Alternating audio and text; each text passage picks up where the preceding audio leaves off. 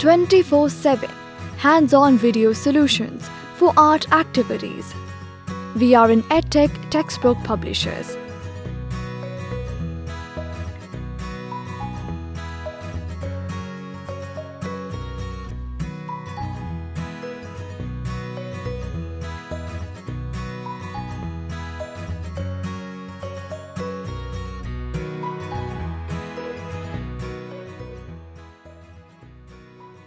इस सफ़े की मश्क में हम अंगूठे का इस्तेमाल करते हुए मुख्तलिफ शक्लों को मुकम्मल करेंगे।